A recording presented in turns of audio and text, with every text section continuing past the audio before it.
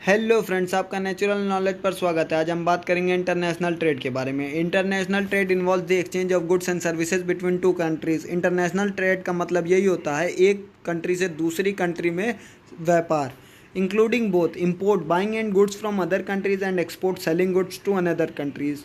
Import क्या होता है? जो हम लोग बाहर की कंट्री से अपने देश में मंगाते हैं सामान और सर्विसेज, उसको इंपोर्ट कहा जाता है। जो एक्सपोर्ट किसको कहा जाता है? जो चीज़ हम अपने देश से दूसरे देश में भेजते हैं उसी को जो है एक्सपोर्ट कहा जाता है। डिफिनेशन देख लिया जाए।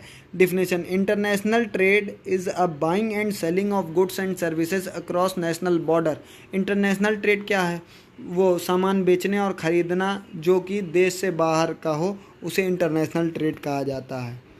There are 3 different types of foreign trade. वैसे होते तो 5 तरह के हैं, लेकिन मेन 3 होते हैं। Import trade: it is the purchase of goods and services by one country from another country. जो हम बाहर से अपनी कंट्री में सामान मंगाते हैं उसको बोला जाता है import trade. Export trade: it is the selling of goods and services to another country. Export क्या होता है? जो अपने देश से हम दूसरे देश में सामान या सर्विस बेचते हैं उसको एक्सपोर्ट कहा जाता है। Entrepot trade is also known as re-export. This type of trade involves a country importing goods, potentially processing them and then exporting them to a third country. इसका मतलब ये होता है जो भी चीज़ हम एक इंपोर्ट करा के अपने वहाँ लेके आए हैं दूसरे देश से, उसको दूसरे देश में भेजने का मतलब। यानी अगर हम लोग क्रूड ऑयल जैसे तेल ले लें तो हम लोग तेल आता है सऊदी से इंडिया, और इंडिया इसको रिफ़ाइन करके फिर इसको श्रीलंका को दे देती है, बांग्लादेश को दे देती है तेल, तो इसी को बोला जाता है इंटरपोर्ट ट्रेड, जो third country. Reason of international trade: international trade occurs for several reason, each of which contribute the global economic growth and stability. International trade होता क्यों है? इंटरनेशनल ट्रेड इसलिए होता है क्योंकि किसी देश में कुछ है, किसी देश में कुछ है, किसी देश में कुछ है, तो जो जिसमें मजबूत है वो एक दूसरे को मदद करता है अपनी ज़रूरत पूरा करने के लिए, इसीलिए इंटरनेशनल ट्रेड होता है। ऑब्जेक्टिव देख लिया जाए। Resource allocation: different countries processing varying level of resources such as natural resources, labour and capital. International trade allows nation to specialise in producing goods and services for which they have to comparative advantage, enabling more efficient resources.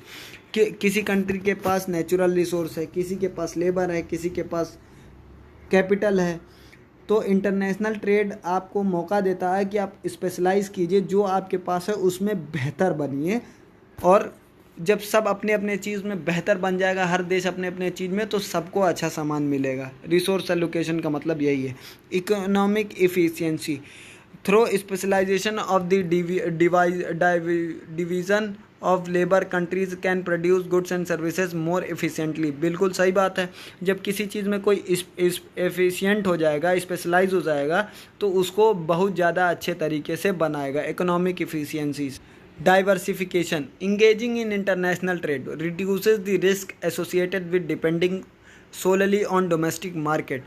तो diversification का मतलब यही होता है कि risk जो है कम करता है, कि जो सामान जहाँ बनता है वहीं बने तो ज़्यादा बेहतर है, रिस्क लेने की ज़रूरत नहीं है। यही है diversification. Access to resources: countries में लैक सर्टेन रिसोर्सेज और have limited access to them domestically.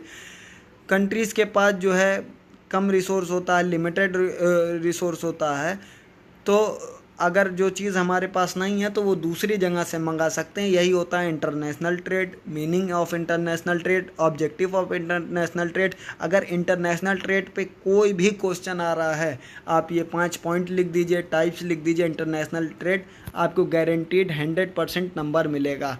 आपको ये वीडियो अच्छी लगी हो तो लाइक कीजिएगा, सब्सक्राइब कीजिएगा। थैंक